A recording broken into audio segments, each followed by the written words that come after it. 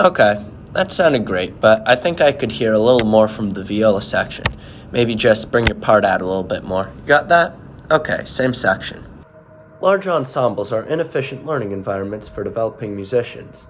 Many school ensemble directors pride themselves on having massive ensembles with upwards of 80 students, but having more students in an ensemble isn't necessarily what's best for students. Little focus on each individual member means that many students will leave each class no better than they were before it. If we want to improve our musicians, we should teach them through smaller ensembles, where everybody plays an essential part and gets an adequate amount of focus. My parents had me listening to music since before I was even born.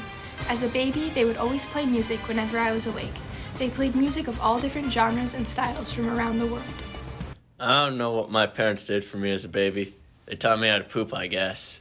By the time I was 2 years old, I could sing some songs. When I was 2, I learned how to walk. When I was 5, I sang everywhere I went. I even improvised my own songs in various modes.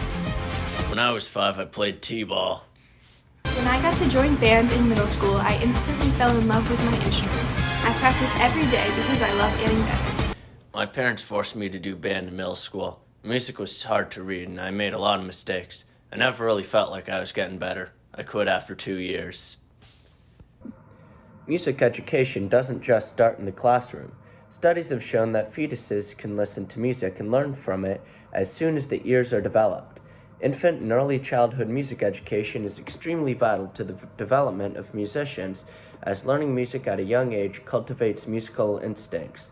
Through observing, imitating, and audiating, children can quickly develop skills that take professional musicians years of dedicated practice to master.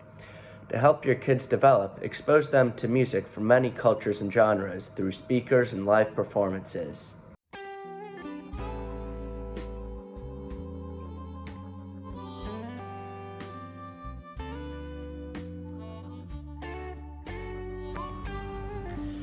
Classical music training has failed me.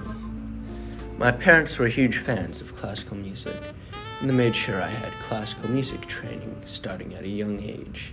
I was forced to practice the piano and violin for hours on end, till I became an expert at playing exactly what was on the page, but for some reason, it felt like something was missing. Sure, I could play even the most complicated piano concertos, but I'm still missing something. Last week, I took an oral skills exam. I had to describe different chords, how they sounded to me, and their function, but to me, all the chords sound the same. I only hear them as ink on a sheet. The meaning is lost on me. Where did I go wrong?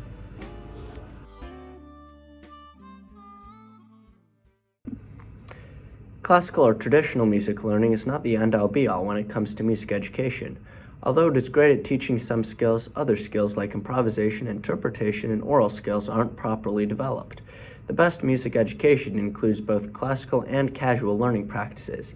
Some great ways to learn music casually include playing or singing by ear, improvising over a chord structure, and writing original music. There's so many good lessons to be learned through unusual methods.